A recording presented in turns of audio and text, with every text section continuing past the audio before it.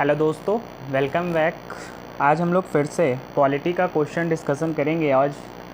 और आज का टॉपिक जो मैंने लिया है वो है प्रीएम्बल ऑफ द कॉन्स्टिट्यूशन के ऊपर 20-22 क्वेश्चन आज डिस्कस करेंगे, जहां से क्वेश्चन आ सकता है और इससे बाहर मे बी एग्ज़ाम में ना आए, क्योंकि मैं हर टाइप का क्वेश्चन आपको 20-22 क्वेश्चन में प्रीएम्बल से जितना भी क्वेश्चन बन सकता है वो मैं आज डिस्कस कर लूँगा आपके सामने। ओके, तो आज जो प्रीएम्बल, सबसे पहले प्रीएम्बल अपन को याद होना चाहिए। जो भी प्रीएम्बल संविधान के अंदर दिया हुआ है, जो भी संविधान, जिसे प्रीएम्बल मतलब हिंदी में बोलते हैं प्रस्तावना, जो भी संविधान का जो प्रस्तावना दिया हुआ है, जैसे कि आप संविधान का अगर बुक देखोगे तो सबसे पहला जो पृष्ठ, जो पेज आता है वो आता है प्रीएम्बल का, जिसमें ओवरऑल जैसे आपका एक नोटबुक होता है तो फर्स्ट पेज पे जो भी आप अंदर कंटेंट लिखते हो उसका एक शॉर्ट वर्जन जो पहला पेज पे लिख देते हो कि इस पेज के अंदर, इस पेज पे ये चीज़ मेरे अंदर, इस कॉपी के अंदर लिखा हुआ है।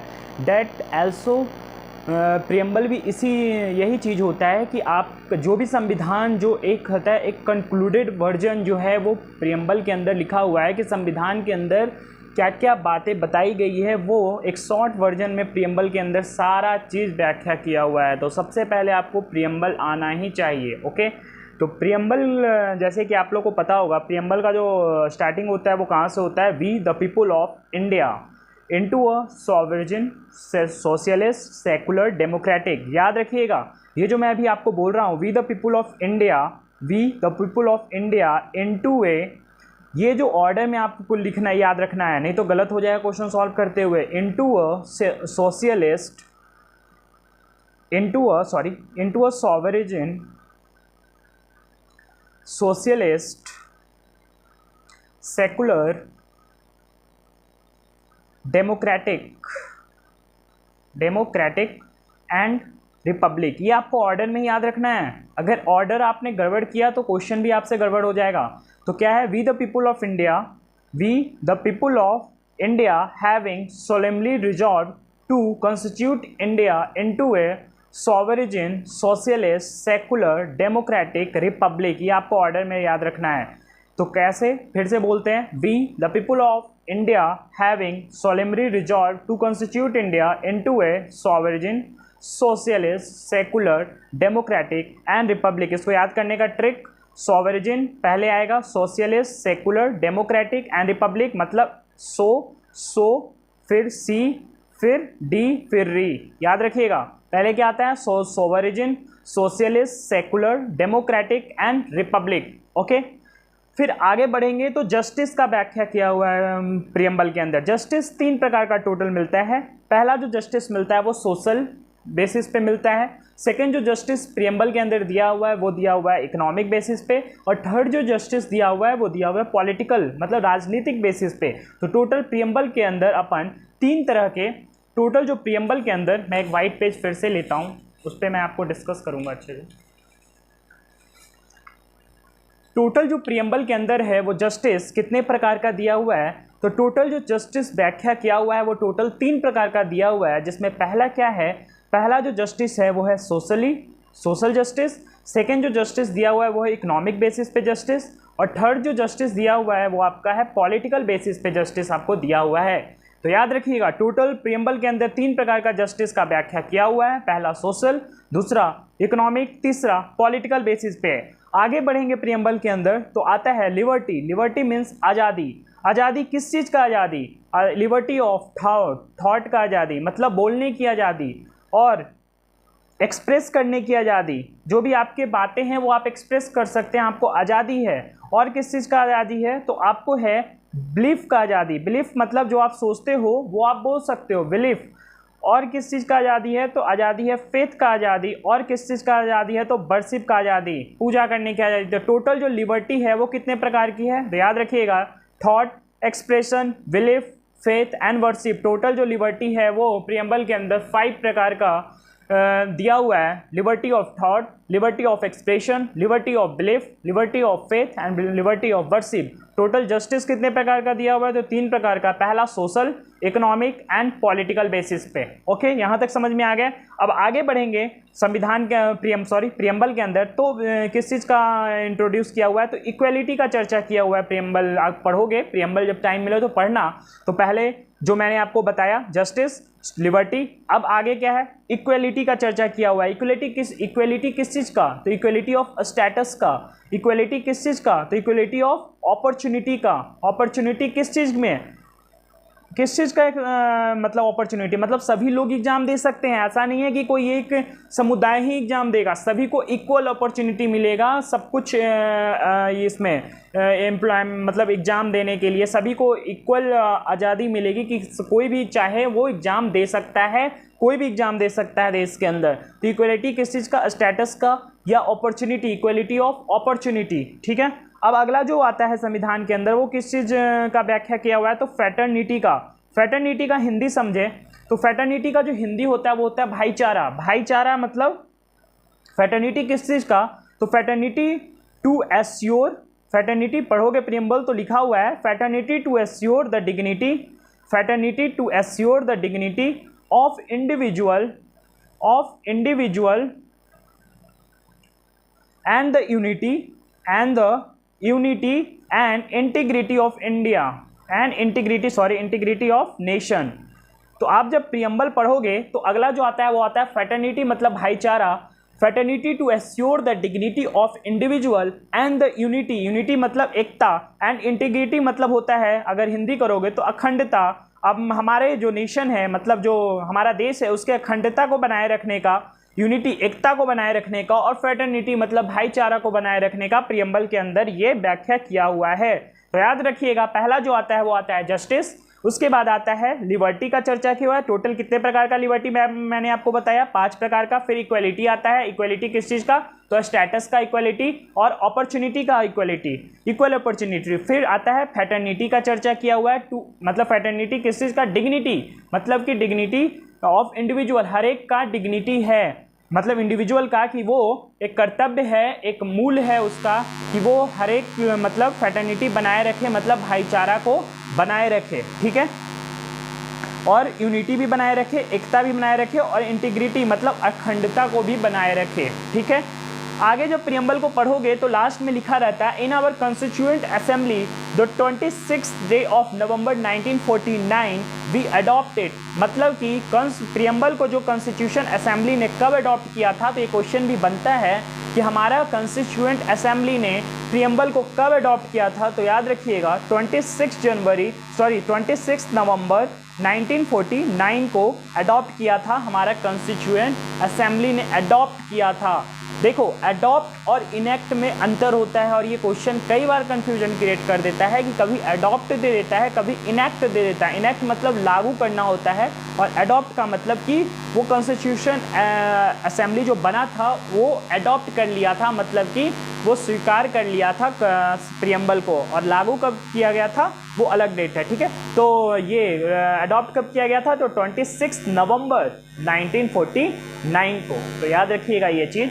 तो ठीक है। तो ये आप टाइम मिले तो आप प्रियम्बल खोल कर देखिएगा, और प्रियम्बल में जो वर्ड दिया हुआ है इसी से क्वेश्चन कई बनता है। जैसे मैंने आपको बताया कि ये ऑर्डर में आपको याद रखना है, sovereign, socialist, secular, democratic and republic. ये जो है याद, जो प्रियम्बल के अंदर लिखा हुआ है इसी ऑर्डर में आपको ये चीज़ याद करना है, ये वाला। नहीं तो आप गलत कर दोगे क्वेश्चन बनाने के समय। क्या मैंने आपको ट्रिक भी बताया, ऐसी और क्या डी और री, मतलब sovereign, socialist, secular, democratic and republic. Okay.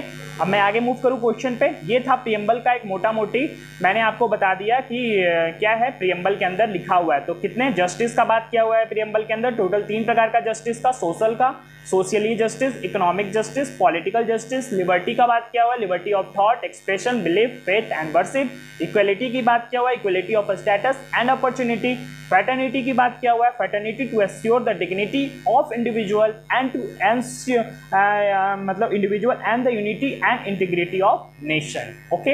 अब मैं क्वेश्चन पे मूव करता हूं। मैं डिटेल कोर्स भी लाऊंगा प्रियम्बल का, बट क्वेश्चन प्रैक्टिस करना, इससे बाहर आपका क्वेश्चन नहीं आएगा, बट आपको ज़्यादा डेप्थ में पढ़ना है तो मैं वो बोर्ड पे पढ़ाऊँगा। जितना भी आपको डिटेल में पॉलिटी पढ़ना है वो मैं हर एक टॉपिक का, जैसे कि फंडामेंटल राइट, मैंने आपको जितना भी फंडामेंटल राइट था उसका लेक्चर मैंने बता दिया था कौन सा आर्टिकल के अंदर क्या है।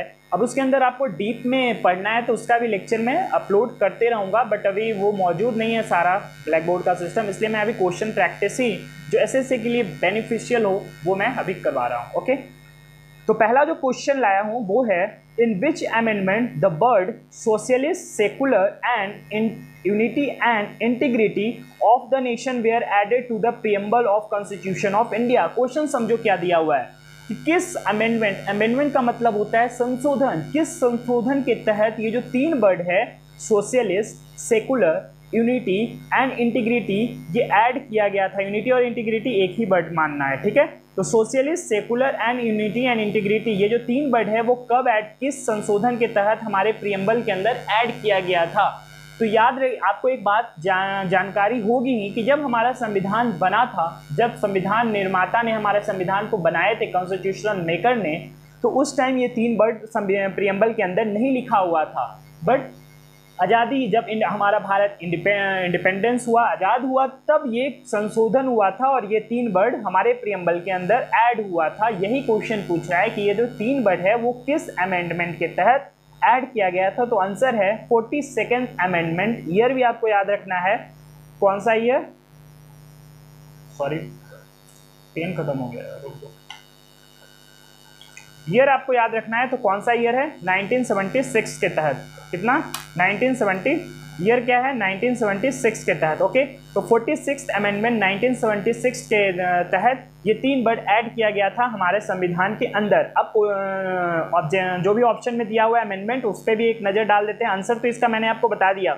ये जो तीन वर्ड है socialist, secular and unity and integrity, ये कौन सा अमेंडमेंट के तहत ऐड किया गया था, तो 42nd अमेंडमेंट 1976। और ये जो ऑप्शन में दिया हुआ है 44th अमेंडमेंट, आपको याद होगा 44th अमेंडमेंट मैंने फर्स्ट लेक्चर या सेकंड लेक्चर में पॉलिटी का जब लिया था तो मैंने आपको बताया था कि राइट टू प्रॉपर्टी जो था वो क्या था, एक फंडामेंटल राइट था जिसे हटा के लीगल राइट में कन्वर्ट कर दिया गया था। आपको मैंने बताया था वो किस अमेंडमेंट के तहत हुआ था, तो आपको याद होगा 44th अमेंडमेंट कौन सा ईयर था, तो 1978 में ये कर दिया गया था। ठीक है, कितना, 44th अमेंडमेंट 1978 के तहत, ठीक है।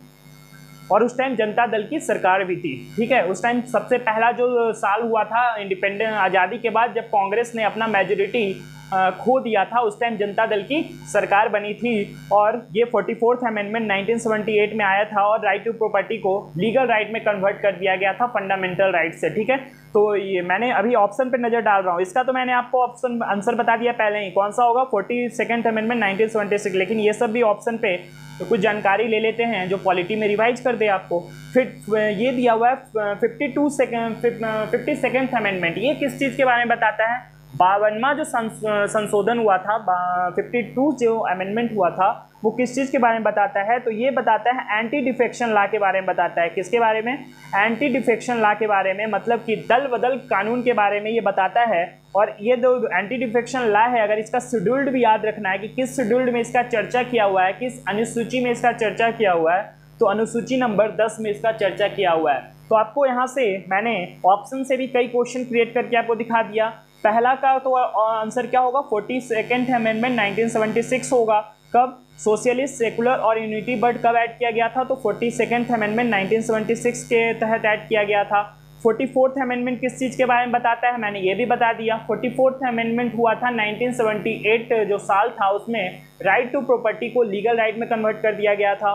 52nd अमेंडमेंट क्या था, 52nd अमेंडमेंट था एंटी डिफेक्शन लॉ, जिसे कि शेड्यूल 10 में भी चर्चा किया हुआ है। अगर आपसे शेड्यूल्ड पूछे कि एंटी डिफेक्शन लॉ का शेड्यूल्ड कौन सा है, तो 10 में इसका व्याख्या किया हुआ है। और किस अमेंडमेंट के तहत ये आया था, दल बदल कानून, तो ये आया था 52nd अमेंडमेंट। ओके, अब नेक्स्ट क्वेश्चन की तरफ मूव करते हैं। The first country which adopted preamble for its written constitution, पहला कंट्री का नाम बताइए जो अपना कॉन्स्टिट्यूशन जो है वो रिटन कॉन्स्टिट्यूशन को एडॉप्ट किया था। तो आंसर क्या होगा, यूएसए। आंसर क्या होगा, यूएसए, आंसर क्या होगा यूएसए। और हम फिर बाद में, आपको ये पता ही है कि हमारे संविधान के अंदर मैक्सिमम चीज़ किसी न किसी कंट्री से बोरो किया गया है, और बहुत सारा चीज़ गवर्नमेंट ऑफ इंडिया एक्ट 1935 से बोरो किया गया है। जो ब्रिटिश जब सरकार हुकूमत करती थी यहाँ, तो जो वो एक बनाई थी ये क्या इंडिपेंडेंस एक्ट 1935, उसका 50 to 60% उसी का स्ट्रक्चर अभी आपको देखने को मिलेगा प्रेजेंट संविधान के अंदर, और बहुत सारा चीज़ जो है किसी दूसरे कंट्री से अडॉप्ट किया गया था। तो यही पूछ रहा है कि जो फर्स्ट कंट्री है, कौन सा जो पहला कंट्री है वो अपना प्रियम्बल को एक written constitution which adopt preamble for its written constitution, preamble को सबसे पहले कौन सा कंट्री ने अपने रिटन कॉन्स्टिट्यूशन में अडॉप्ट किया था, तो आंसर क्या होगा यूएसए। और बाद में जाके इंडिया ने यूएसए से क्या क्या बोरो किया, क्या क्या बोरो किया, आपको पता ही होगा कि यूएसए से हम लोग क्या क्या बोरो किए हैं। तो रिटन कॉन्स्टिट्यूशन बोरो किए हैं, रिटन कॉन्स्टिट्यूशन बोरो किए, आपको ये सब मैंने पढ़ा दिया है। यूएसए से क्या क्या बोरो किया है, रिटन कॉन्स्टिट्यूशन बोरो किए हैं। फिर जितना भी जुडिशियरी से रिलेटेड है, जैसे इंडिपेंडेंस ऑफ जुडिशियरी कहाँ से बोरो किए हैं, तो यूएसए से किए हैं। जुडिशियल रिव्यू कहाँ से बोरो किए हैं, वो भी मैंने यूएसए से ही किया है। तो ये सब मैंने आपको बता दिया था। तो सिंपल इस क्वेश्चन का जो आंसर होगा वो क्या होगा, यूएसए होगा। जो पहला कंट्री जो प्रियम्बल को अपने संविधान रिटन कॉन्स्टिट्यूशन के अंदर अडॉप्ट किया था वो कौन था, यूएसए। और रिटन कॉन्स्टिट्यूशन भी अपन कहाँ से अडॉप्ट किए हैं, तो यूएसए से ही किए हैं। तो ये सब याद रखिएगा। अब ब्रिटेन से ये ऑप्शन पे चर्चा कर ले, तो ब्रिटेन से हम लोग क्या क्या अडॉप्ट किए हैं, तो पार्लियामेंट्री सिस्टम अडॉप्ट किए हैं, सिंगल सिटीजनशिप अडॉप्ट किए हैं, आपको पढ़ाया था ना, तो ये सब आपको याद रखना है। ठीक है, नेक्स्ट क्वेश्चन तरफ मूव करते हैं। हाँ, एक और क्वेश्चन आपको ये बन सकता है, किसी पेपर में देखते होंगे कि जो इक्वेलिटी बिफोर लॉ है, ये जो इक्वेलिटी बिफोर लॉ जो हम लोग पढ़े थे फंडामेंटल राइट में, जो ये फ्रेज है इक्वेलिटी बिफोर लॉ, ये हम लोग कहाँ से बोरो किए हैं, मतलब ये जो फ्रेज है वो कहाँ से हम लोग लिए हैं। तो आप याद रखिएगा, ये जो फ्रेज है मतलब इक्वेलिटी बिफोर लॉ का मतलब क्या हुआ, सिंपली रूल ऑफ लॉ होता है। रूल ऑफ लॉ जो है हम लोग कहाँ से अडॉप्ट किए हैं, तो याद रखिएगा ब्रिटेन से अडॉप्ट किए हैं। तो आपसे क्वेश्चन में ये पूछे कि इक्वेलिटी बिफोर लॉ मतलब कि कानून के सामने सब बराबर है, मतलब रूल ऑफ लॉ का बात कर रहा है। इक्वेलिटी बिफोर लॉ का मतलब रूल ऑफ लॉ की बात करता है। तो ये हम लोग कहाँ से बोरो किए हैं ये फ्रेज, तो आप लोग आंसर दीजिएगा ब्रिटेन से। लेकिन इसमें एक और मिस्टेक करवाता है, क्वेश्चन ये पूछ देता है राइट टू इक्वेलिटी जो है वो कहाँ से हम लोग मतलब बोरो किए हैं। राइट टू इक्वेलिटी और इक्वेलिटी ऑफ बिफोर लॉ दो अलग अलग चीज़ है। इक्वेलिटी बिफोर लॉ का मतलब होता है कि कानून के समक्ष सभी लोग बराबर हैं, ये हम लोग ब्रिटेन से अडॉप्ट किए हैं। ये जो फ्रेज है वो ब्रिटेन से अडॉप्ट किए हैं रूल ऑफ लॉ को, और रूल ऑफ लॉ इसका मतलब होता है इक्वेलिटी बिफोर लॉ का मतलब। और अगर क्वेश्चन ये पूछ दे कि राइट टू इक्वेलिटी कहाँ से बोरो किए हैं, तो ये हम लोग कहाँ से किए हैं, तो यूएसए से किए हैं। कहाँ से, यूएसए। ओके, नेक्स्ट क्वेश्चन की तरफ मूव करते हैं। For which one of the following judgment of Supreme Court of India, the Keswanand Bharati state of India case is considered as a landmark case. आपको ये मैंने आपको केशवानंद भारती बहुत डिटेल में पढ़ाया था। केशवानंद भारती मैंने एक रिव्यू डाल देता हूं आज भी कि केशवानंद भारती जो केस है वो किस चीज़ से रिलेटेड है। तो केशवानंद जो भारती था वो एक केशवानंद भारती थे जो रिलीजियस ट्रस्ट को चलाते थे केरला में, और उनका जो रिलीजियस ट्रस्ट था वो सरकार के दायरे में आ गया था। सरकार वो मतलब उनसे लेकर बांट रही थी मतलब जनता में। तो ये जो था वो मतलब कुछ प्रोजेक्ट भी था सरकार का वो इससे रिलेटेड, रिलीजियस ट्रस्ट से रिलेटेड। तो वो केशवानंद भारती के रिलीजियस ट्रस्ट को लेना चाह रही थी। इसी से मुद्दे पे केशवानंद भारती ने सुप्रीम कोर्ट में याचिका दायर कर दिया था कि हमारे फंडामेंटल राइट्स के हनन हो रही है, और ये लैंडमार्क केस था। आपको याद होगा ये जो केस था ये जो केस हुआ था वो कब हुआ था, याद है आपको? 1973 के अंदर ये जो केस हुआ था, केशवानंद भारती केस हुआ था। और इसमें जो लैंडमार्क जो for which of the following judgement, और इसमें जजमेंट यही पूछ रहा है इस क्वेश्चन में, इसमें जजमेंट क्या आया था, केशवानंद भारती का ओवरऑल कंक्लूजन क्या आया था। मैंने आपको बताया था कि सुप्रीम कोर्ट ने क्या बोला था कि आप किसी भी चीज़ को संशोधन कीजिए, मुझे फर्क नहीं पड़ता है, आप पार्लियामेंट के अंदर कोई भी कानून बदलिए, हमें कोई मतलब नहीं है, लेकिन याद रखिएगा कि बेसिक स्ट्रक्चर ऑफ कॉन्स्टिट्यूशन बिल्कुल भी नहीं बदलना चाहिए, मतलब मूलभूत अधिकार जो है हमारा संविधान का वो बिल्कुल नहीं बदलना चाहिए। तो इसका जो आंसर होगा वो जो आंसर होगा, जो ये पूछा है जजमेंट, क्या जजमेंट आया था सुप्रीम कोर्ट की तरफ से, तो आप लोग ऑप्शन में अगर आए कि बेसिक जो स्ट्रक्चर है किसका, ये इसमें जजमेंट आया था बेसिक स्ट्रक्चर ऑफ जो प्रियम्बल दिया हुआ है can not be changed. Okay, तो प्रियम्बल के अंदर भी जो बेसिक स्ट्रक्चर है वो आपको चेंज नहीं करना है, मतलब कि बेसिक स्ट्रक्चर जो कॉन्स्टिट्यूशन का है वो आप चेंज नहीं कर सकते हैं। सिंपली ये जजमेंट आया था केशवानंद भारती वर्सेस स्टेट जो गवर्नमेंट, केरला गवर्नमेंट की तरफ जो केस आया था, इसमें यही जजमेंट आया था कि बेसिक स्ट्रक्चर ऑफ कॉन्स्टिट्यूशन को आप नहीं बदल सकते हैं। और ये केशवानंद भारती केस कब हुआ था? तो 1973 के अंदर हुआ था। ओके, नेक्स्ट क्वेश्चन पे मूव करते हैं। The philosophy and values of the make of constitution are reflected in, ये क्वेश्चन समझिए क्या बोलता है कि जो मेकर ऑफ द कॉन्स्टिट्यूशन है, ये क्या लिखा हुआ है? Maker of the constitution, the philosophy and values, मतलब कि जो मेकर ऑफ द कॉन्स्टिट्यूशन थे, जब जो लोग संविधान बना रहे थे, संविधान जो निर्माता थे, उनके अंदर जो फिलॉसफी और वैल्यू था वो क्या रिफ्लेक्ट करता था? जब संविधान बना रहे थे तो वो क्या सोच के, मतलब ये जो फिलॉसफी और वैल्यू था वो किस चीज़ के बारे में रिफ्लेक्ट करता था? तो याद रखिएगा, ये ना तो फंडामेंटल राइट को रिफ्लेक्ट कर रहा था, ना डीपीएसपी को कर रहा था, ना फंडामेंटल ड्यूटीज को कर रहा था। आंसर क्या होगा? प्रियम्बल को। तो जो फिलॉसफी एंड वैल्यूज था किसका? मेकर ऑफ द कॉन्स्टिट्यूशन का, वो जो रिफ्लेक्ट कर रहे थे वो क्या कर रहे थे? प्रियम्बल, उद्देशिका को रिफ्लेक्ट कर रहे थे। जो जब उस टाइम संविधान बन रहा था तो वो जो फिलॉसफी था उनका वो प्रियम्बल को रिफ्लेक्ट कर रहा था। ओके, और ये ऑप्शन पे भी चर्चा कर लेते हैं। जो आंसर नहीं हुआ वो तो नहीं हुआ इस क्वेश्चन का जो आंसर, लेकिन जो ऑप्शन में है तो थोड़ा बहुत डिस्कस कर लेते हैं। फंडामेंटल राइट आपको पता ही है कि किस पार्ट के अंदर डिस्कस किया हुआ है, तो पार्ट 3 के अंदर आता है फंडामेंटल राइट। इसको मैग्ना कार्टा ऑफ इंडिया भी नाम से जानते हैं। और ये आर्टिकल कहाँ से कहाँ होता है? 12 से 35, आपको पता ही होगा। डीपीएसपी किस पार्ट के अंदर होता है? तो डीपीएसपी पार्ट 4 के अंदर होता है। इसमें आर्टिकल कहाँ से कहाँ होता है? तो 36 से लेकर 51 तक होता है। प्रियम्बल आंसर तो हो ही गया। फंडामेंटल ड्यूटीज कौन सा ये होता है? 4A, पार्ट 4A के अंदर डिस्कस किया हुआ आर्टिकल कौन सा है फंडामेंटल ड्यूटीज का? तो 51 है। और फंडामेंटल ड्यूटी से क्वेश्चन बनता जरूर है कि 10 फंडामेंटल ड्यूटीज को ऐड किया गया था किसके कमिटी रिकमेंडेशन के द्वारा? जब संविधान बन रहा था तो किसके रिकमेंडेशन से जो है वो 10 फंडामेंटल ड्यूटीज को ऐड किया गया था? तो याद रखिएगा, ये स्वर्ण सिंह कमेटी के द्वारा, किसके कमेटी के द्वारा? स्वर्ण सिंह कमेटी के द्वारा 10 फंडामेंटल ड्यूटीज को ऐड किया गया था जब संविधान बन रहा था। तो लेकिन एट प्रेजेंट की बात पूछे, क्वेश्चन 2 प्रकार का आता है कि जब 10 फंडामेंटल ड्यूटीज ऐड किया गया था, जब संविधान बन के तैयार हुआ था, तो उस टाइम किसके रिकमेंडेशन से हुआ था? तो आंसर होगा स्वर्ण सिंह कमेटी के सिफारिश से हुआ था। और क्वेश्चन ये पूछे कि अभी के प्रेजेंट की बात करें तो टोटल कितना फंडामेंटल ड्यूटीज है? तो अभी के प्रेजेंट में टोटल 11 फंडामेंटल ड्यूटीज है। और संविधान जब बना था, मतलब संविधान बन के तैयार हुआ था, तो उस टाइम कितने थे? तो उस टाइम 10 थे। और एट प्रेजेंट क्वेश्चन पूछे तो कितने हैं? 11 है फंडामेंटल ड्यूटीज। ओके, ये आई होप आपको ये क्वेश्चन, मैं हर एक ऑप्शन को भी आपके साथ डिस्कस कर रहा हूं। आई होप आप लोग को मजा आ रहा होगा। नेक्स्ट क्वेश्चन की तरफ मूव करते हैं।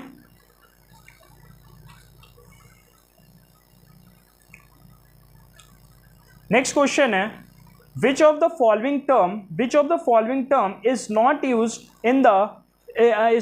in the preamble of the constitution? अभी मैंने आपको प्रियम्बल का एक मोटा मोटी पढ़ के मैंने आपको बताया था कि प्रियम्बल के अंदर क्या क्या लिखा हुआ है, और इसी से देखिए रिलेटेड क्वेश्चन भी आ गया कि विच of the following term is not used in the preamble of the constitution, कि कौन सा जो टर्म है वो प्रियम्बल ऑफ द कॉन्स्टिट्यूशन के अंदर नहीं लिखा हुआ है। आपको मैंने अभी बताया था सोवरेजिन लिखा हुआ है, डेमोक्रेटिक लिखा हुआ है, रिपब्लिक लिखा हुआ है, सोशलिस्ट भी प्रियम्बल के अंदर लिखा हुआ है ये टर्म, सेकुलर भी लिखा हुआ है, यूनियन नहीं लिखा हुआ है। तो आंसर क्या होगा? यूनियन। यूनियन मतलब संघ। संघ के बारे में कोई भी चर्चा प्रियम्बल के अंदर नहीं किया हुआ है। प्रियम्बल के अंदर क्या क्या चीज का चर्चा किया हुआ है? सोवरिजिन मतलब होता है संप्रभुता। संप्रभुता मतलब कि हमारे देश के लोग संप्रभुता हैं, संप्रभु हैं। संप्रभु का मतलब आज़ाद हैं, वो अपने द्वारा अपना निर्णय ले सकते हैं कि किसे चुनना है, किसको गवर्नमेंट बनानी है, किसको नहीं बनानी है, वो खुद डिसीजन ले सकते हैं। मतलब हम संप्रभु हैं। और देखिए मोदी जी, आप लोग अगर मोदी जी का स्पीच सुनते भी होंगे विदेश में या कहीं भी, तो हमेशा एक वर्ड का यूज करते हैं कि इंडिया इज ए सॉवरेजिन, मतलब संप्रभु देश है। इंडिया किसी के दबाव में आकर कोई भी काम नहीं करेगा, कोई भी अदर कंट्री के दबाव में आकर कोई भी काम डिसीजन नहीं लेगा, वो जो चाहेगा वो ले सकता है, क्योंकि इंडिया इज सोवरेजिन, मतलब इंडिया संप्रभु देश है, मतलब वो आज़ाद है, वो अपना डिसीजन खुद ले सकता है। ओके। और डेमोक्रेटिक का मतलब होता है, डेमोक्रेटिक का मतलब लोकतंत्र, और रिपब्लिक का मतलब होता है, आपको पता ही होगा, गणराज्य। अच्छा, एक क्वेश्चन मैं आपसे पूछता हूँ, India is democratic and Republic. बिल्कुल सही बात है, इंडिया लोकतांत्रिक भी है और रिपब्लिक भी है। रिपब्लिक का मतलब होता है कि जो हमारा हेड ऑफ द स्टेट है, मतलब हेड ऑफ द स्टेट कौन है, तो हेड ऑफ द स्टेट राष्ट्रपति हैं। तो राष्ट्रपति इलेक्टेड होते हैं ना कि सिलेक्टेड होते हैं, मतलब वो लोगों के द्वारा चुन के आते हैं। हाँ जरूर, राष्ट्रपति का जो इलेक्शन होता है वो इनडायरेक्ट इलेक्शन होता है, मतलब कि देश की जनता सारे लोग डायरेक्ट पार्टिसिपेट नहीं करते हैं, लेकिन इनडायरेक्ट तो इलेक्शन होता है ना भाई, लोग ही चुनते हैं ना संसद के अंदर। तो हमारा जो हेड ऑफ द स्टेट है वो चुन के आते हैं। लेकिन ब्रिटेन की बात करें, वहाँ तो डेमोक्रेसी है लेकिन रिपब्लिक नहीं है। रिपब्लिक का मतलब कि वहाँ जो हेड है, महारानी है, वो चुन के नहीं आती है, उनके वंशानुगत चलता है। मतलब कि अभी महारानी है, महारानी के कोई रिलेशन ही अगला जो होंगे वहाँ के राजा या महारानी बनेंगी, ठीक है। तो ब्रिटेन जो है रिपब्लिक नहीं है, हाँ डेमोक्रेसी है वहाँ लेकिन रिपब्लिक नहीं। लेकिन भारत डेमोक्रेसी भी है एज वेल एज रिपब्लिक भी है, ठीक है। सेकुलर का मतलब जानते ही होंगे। सेकुलर का मतलब क्या होता है, पंथ निरपेक्ष, धर्म निरपेक्ष। मतलब कि भारत, इंडिया का कोई भी रिलीजन नहीं है, हमारा देश का कोई भी धर्म नहीं है। जैसे पाकिस्तान जो अपने देश के आगे इस्लामिक कंट्री लगाता है, तो हमारा देश का कोई भी धर्म नहीं है। लेकिन हाँ, हम सब धर्म को यहाँ रिस्पेक्ट करेंगे, सब धर्म को डिस्क्रिमिनेट, किसी भी धर्म को हम डिस्क्रिमिनेट नहीं करेंगे, भेदभाव नहीं करेंगे। लेकिन हाँ, कंट्री का कोई भी रिलीजन नहीं है, इंडिया का कोई भी रिलीजन नहीं है, हम सारे रिलीजन को यहाँ रिस्पेक्ट करते हैं। ओके, तो इसका आंसर क्या हुआ था, अभी मैंने बताया था कि कौन सा टर्म प्रियम्बल के अंदर नहीं लिखा हुआ है, तो आंसर होगा यूनियन। ओके, नेक्स्ट क्वेश्चन की तरफ मूव करते हैं। लिबरलिज्म का मतलब क्या होता है, उदारवाद। लिबरलिज्म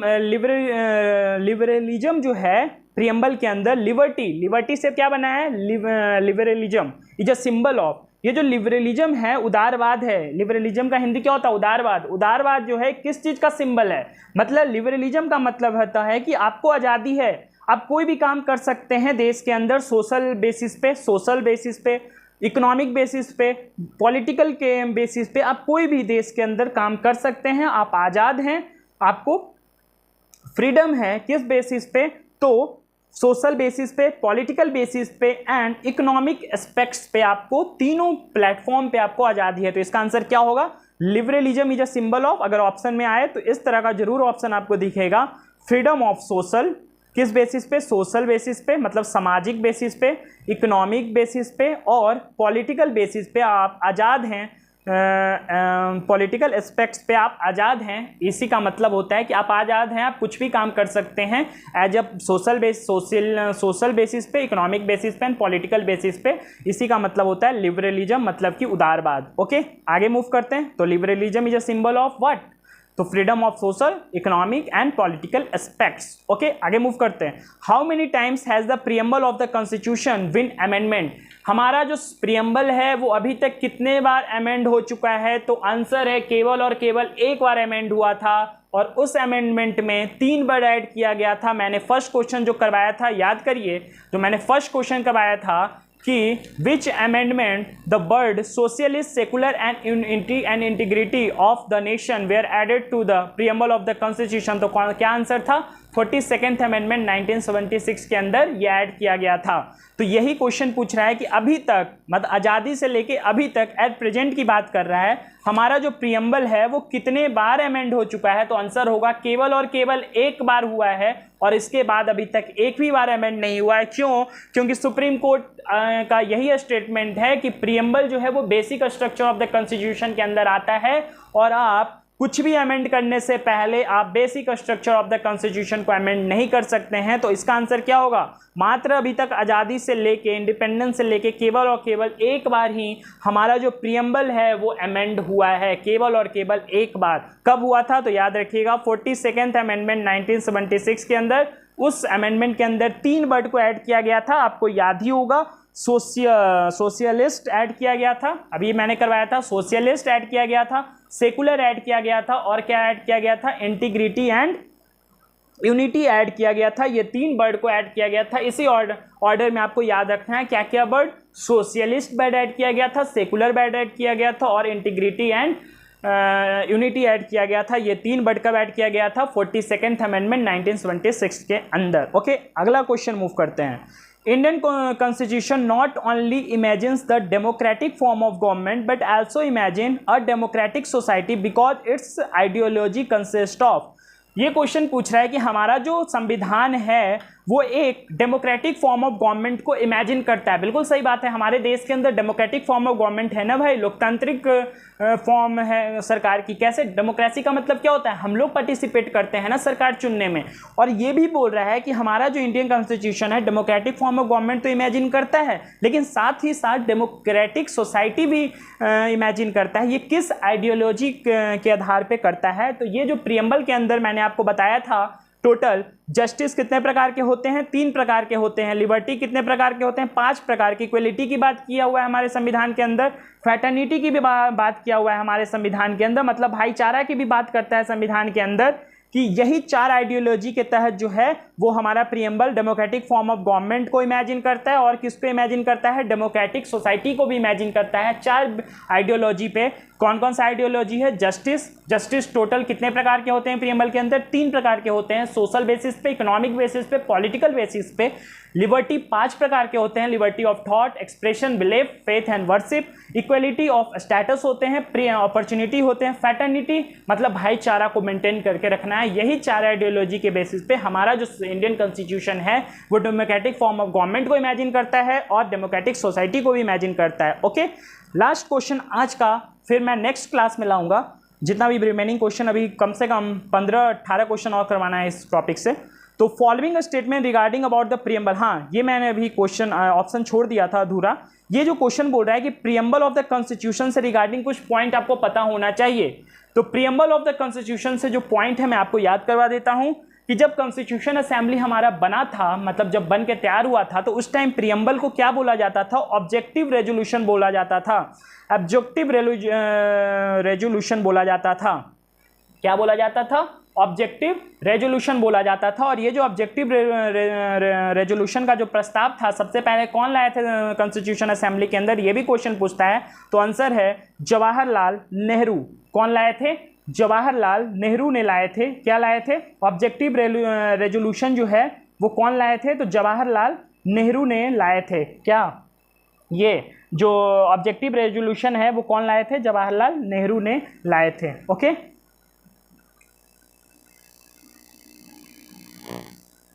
तो जवाहरलाल नेहरू ने लाए थे क्या? Objective resolution. ओके, इससे रिलेटेड कुछ और क्वेश्चन पूछता है कि जो ऑब्जेक्टिव रेजोल्यूशन जो प्रस्तुत किया गया था संविधान कॉन्स्टिट्यूशन असेंबली के पहले, अभी मैंने बताया कि जो अभी एट प्रेजेंट जिसको प्रीएम्बल बोलते हैं, जब संविधान हमारा ये नहीं बना था, जो कॉन्स्टिट्यूशन असेंबली में आया था उस टाइम किस नाम से आया था? तो ऑब्जेक्टिव रेजोल्यूशन के नाम से आया था। और ये कौन लाया था?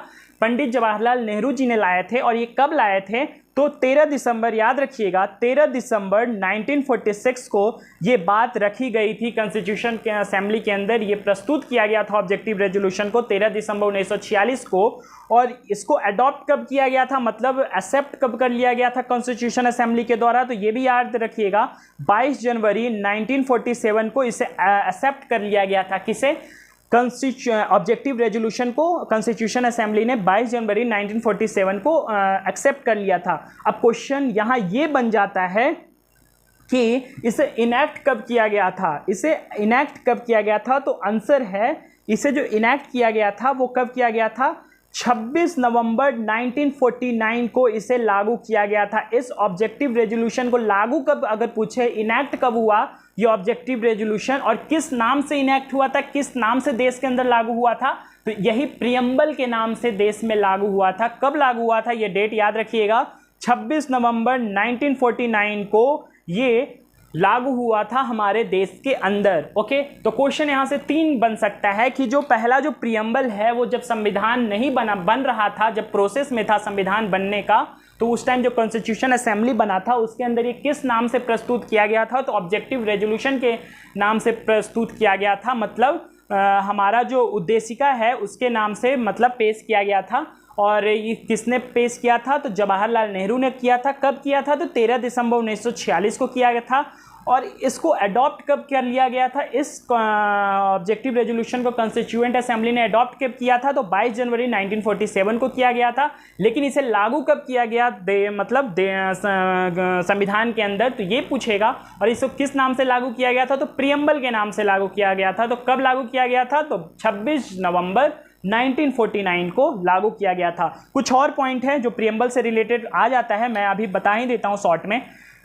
प्रियम्बल से रिलेटेड 2-3 क्वेश्चन और बनता है। वो बनता है, पहला जो क्वेश्चन बनता है कि इस प्रियम्बल को पॉलिटिकल हॉरोस्कोप किसने बोला था। प्रियम्बल को पॉलिटिकल हॉरोस्कोप का मतलब होता है राजनीतिक भविष्य, किसको इस प्रियम्बल को किसने बोला था। तो आंसर है केम मुंशी ने बोला था। किसने बोला था, याद रखिएगा ये नाम कि पॉलिटिकल हॉरोस्कोप का नाम किसने दिया था प्रियम्बल को, तो केम मुंशी जी ने दिया था। किसने दिया था, केम मुंशी जी ने दिया था। और एक और क्वेश्चन बोलता है कि जो सोल ऑफ द कॉन्स्टिट्यूशन है, सोल ऑफ द कॉन्स्टिट्यूशन जो प्रियम्बल को बोला था वो किसने बोला था। सोल ऑफ द कॉन्स्टिट्यूशन जो प्रियम्बल को बोला था वो बोला था, नाम याद रखिएगा, ठाकुर दास भार्गव ने बोला था। किसने बोला था, ठाकुर दास भार्गव ने बोला था। क्या, सोल ऑफ द कॉन्स्टिट्यूशन किसको, हमारा संविधान की आत्मा, किसको बोला था, प्रियम्बल को बोला था। याद रखिएगा एक आर्टिकल भी है, रेमेडीज ऑफ आर्टिकल, रेमेडीज जो आर्टिकल मैंने आपको पढ़ाया था, कौन सा आर्टिकल, आर्टिकल 32, जो जिससे सुप्रीम कोर्ट के तहत मतलब जा सकते हैं अगर कोई भी आपका फंडामेंटल राइट्स को हनन करता है, वो भी सोल ऑफ द कॉन्स्टिट्यूशन के नाम से उस आर्टिकल को जाना जाता है, याद है ना। और ये क्या क्वेश्चन पूछ रहा है कि soul of the constitution preamble को किसने बोला था, तो आंसर क्या होगा, ठाकुर दास भार्गव ने बोला था। इस प्रियम्बल को आइडेंटिटी कार्ड किसने बोला था, आइडेंटिटी कार्ड मतलब हमारा एक पहचान है, प्रियम्बल को आइडेंटिटी कार्ड किसने बोला था, तो याद रखिएगा N.A. पालखीवाला ने। याद रखिएगा ये नाम मैंने आपको कई बार बता चुका है, सेकंड लेक्चर में इस नाम का चर्चा आया था कि नाना N.A. पालखीवाला, नाना जो भाई पालखी वाले थे वही जो थे केशवानंद भारती के वकील रह चुके थे। याद है ना आपको कि जिन्होंने फोर्स किया था केशवानंद भारती को कि आप सुप्रीम कोर्ट में जाइए, आपका फंडामेंटल राइट्स को हनन हुआ है, और यही तर्क दिया था उन्होंने कि फंडामेंटल राइट्स के राइट टू प्रॉपर्टी का हनन हुआ है केशवानंद भारती का। और ये बहुत बड़े एजुकेटेड पर्सन थे जो शायद 2000 कुछ में इनका डेथ हो गया था। जब मैं इनके बारे में एक चीज़ बता दूं, जब बजट पेश होता था ना संसद के अंदर, तो लोग जितना जो बजट यूनियन मिनिस्टर जो होते हैं, मतलब हमारा जो ये फाइनेंस मिनिस्टर जो बजट पेश करते हैं, उनका इतना इंटरेस्ट से नहीं सुनते थे बजट, जितना जब संविधान ये बजट पेश हो जाता था संसद के अंदर, तो जब खत्म हो जाता था तो एक अलग सा ये क्या करते थे, इस बजट पे चर्चा करते थे। कौन, नाना भाई पालखीवाला जो थे, एक स्टेडियम के अंदर चर्चा करते थे और लाखों लोग उनके एनालिसिस को सुनने आते थे। ये बहुत बड़े एक जुरिस्ट भी थे, वकील भी थे और बहुत ज्ञानी ये व्यक्ति थे। ओके, अगर ये नहीं होते तो शायद हमारा जो फंडामेंटल राइट्स है ये सब शायद ही कुछ इतना प्रोटेक्ट होता है जितना ये जिन्होंने संविधान के लिए ये केस लड़े हैं। ठीक है, तो नाना भाई पालखीवाला ने प्रियम्बल को क्या बोला था, आइडेंटिटी कार्ड बोला था। ठीक है, अगला जो क्वेश्चन आता है एक प्रियम्बल से, और या भी सकता है किसी पेपर में, कि प्रियम्बल का जो पेज है वो किसने डेकोरेट किया था, प्रियम्बल का जो पेज है वो डेकोरेशन किसने किया था, किस आदमी ने किया था, तो याद रखिएगा बेहुर राम मनोहर सिन्हा, जितना बार आप बोलिएगा उतना याद होगा आपको। तो बेहुर राम मनोहर सिन्हा ने प्रियम्बल के पेज को डेकोरेट किया था। तो यहाँ प्रियम्बल से 4 क्वेश्चन आपका बन सकता है। पहला कि प्रियम्बल को पॉलिटिकल हॉरोस्कोप किसने बोला था, केम मुंशी ने बोला था। सोल ऑफ द कॉन्स्टिट्यूशन किसने बोला था प्रियम्बल को, तो ठाकुर दास भार्गव ने बोला था। आइडेंटिटी कार्ड किसने बोला था, तो नाना भाई पालखीवाला ने बोला था।